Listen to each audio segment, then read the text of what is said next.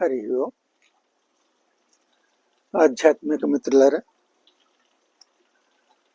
విరాధుని శాప విముక్త తర్వాత సీతారామ లక్ష్మణులు దండకారణ్యంలోని మునివాటిలను దాటుకుంటూ అత్రి మహర్షి సూచించినటువంటి శరభంగ మహాముని ఆశ్రమం వైపు వెళ్ళడం ప్రారంభించారు.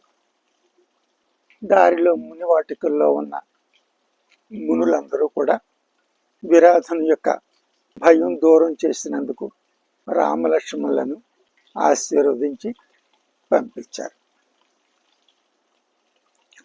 శరభంగ మహర్షి ఎంతో కాలంగా తపస్సు చేస్తూ పూర్ణమైన బ్రహ్మత్వాన్ని సాధించి ఊర్ధ్వలోకాలకు వెళ్లే ముందు తన తపశ్శక్తిని శ్రీరామునికి ధారపోయాలనే సంకల్పంతో అతని కోసం ఎదురు చూస్తూ ఉన్నారు. ఋషిపత్ని అయినటువంటి సురభవాని కూడా తపోశక్తితో భర్తతో కలిసి సాధనా మార్గంలో ఉన్నత స్థితికి చేరి ఆయనతో పాటు ఊర్ధ్వలోకాలకు వెళ్ళడానికి కోసం ఆమె కూడా సిద్ధంగా ఉన్నారు. శరభంగ మహాముని యొక్క దర్శనానికి సీతారాములు వెళ్ళి దర్శించుకుని వారి యొక్క ఆశీస్సులను తీసుకోవడం జరిగింది. ఆ తరువాత మహాముని, మీ తపోశక్తి గురించి అత్రి మహర్షి వివరించారు. మిమ్మల్ని దర్శించడంతో నా జన్మ ధన్యమైంది అని చెప్పి రాముడంటే, రామ, నువ్వు చేయవలసిన మహత్కార్యాలు చాలా ఉన్నాయి, దానికోసం నా తపశ్శక్తిని నీకు ధారపోయాలని నీకోసం ఎదురు చూస్తున్నాను అని చెప్పి శరభంగ మహాముని అంటారు. దానికి రాముడు, బ్రహ్మపిత, నేను క్షత్రియుడను, మీరు ఆర్జించినటువంటి తపోశక్తిని నేను తీసుకోవడం సరైనది కాదు, కనుక నాకు ఏదైనా నివాసయోగ్యమైన ప్రదేశాన్ని సూచిస్తే ఈ సాధన మీ సూచన ద్వారా కొనసాగించి నేను ఆ తపోశక్తిని ఆర్జిస్తాను అని చెప్పి రాముడు అంటాడు. దానికి శరభంగ మహర్షి చాలా ఆనందించి, నాయన, దానికి ఇంకా సమయం ఉంది, నీవు మొదటగా సుతీష్ణ ముని యొక్క ఆశ్రమానికి వెళ్ళాలి, ఆయన దర్శనం చేసుకోవాలి, ఆయన దండకారణ్యంలో నువ్వు చేయవలసిన విధానాల గురించి ఆయన సూచనలు చేస్తారు, ఆయన ద్వారా నీకు చాలా మేలు జరుగుతుంది అని చెప్పి, రామ, ఇక్కడ పుష్పాలు తెప్పలుగా ప్రయాణం చేసేటటువంటి ఈ మహానదిని అనుసరించి నువ్వు వెళ్ళినట్టయితే సుతీష్ణుని యొక్క ఆశ్రమాన్ని చేరుకుంటావు.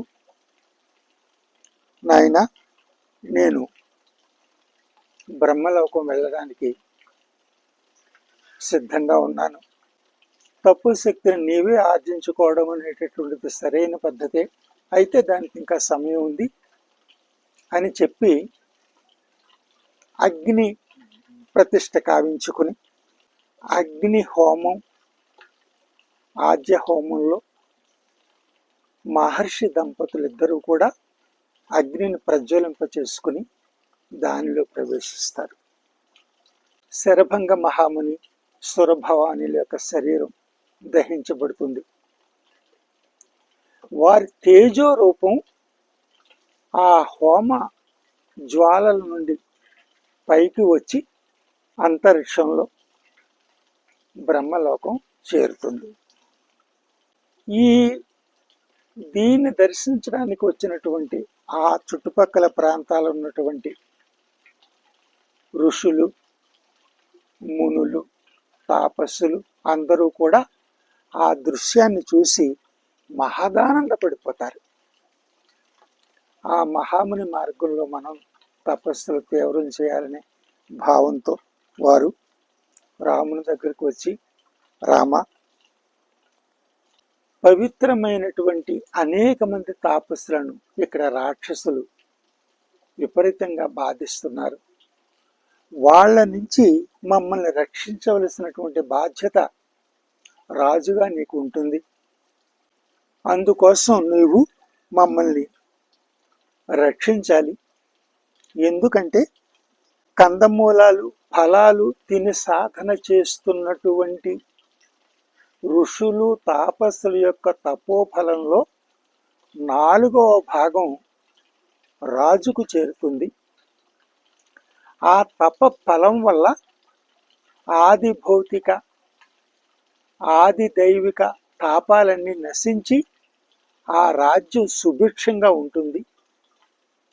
దానికోసమని చెప్పి నీవు మమ్మల్ని రక్షించాలి, అది నీ బాధ్యత అని చెప్పి వారు ఎప్పుడైతే చెప్పారో, మహర్షులారా, మా తల్లిదండ్రుల యొక్క సూచన తీసుకుని నేను దండకారణ్యాన్ని వచ్చింది కూడా అందుకే. మీరు మమ్మల్ని కోరకూడదు, మమ్మల్ని ఆజ్ఞాపించాలి. మేము తప్పకుండా మీరు కోరినట్లే ఈ దండకారణ్యంలో ఉన్నంతకాలం నా సాయశక్తుల ప్రయత్నం చేసి మీకు రక్షణ కల్పిస్తాను అని చెప్పి వారందరికీ నమస్కారం చేసి వారి ఆశీస్సులు తీసుకుని అక్కడ నుండి సుతీష్ణుని ఆశ్రమానికి శరభంగ మహాముని చెప్పిన సూచనల ప్రకారం నడుచుకుంటూ అలా వెళ్ళి సుతీష్ణుని యొక్క ఆశ్రమానికి చేరుకుంటారు. హరి ఓం.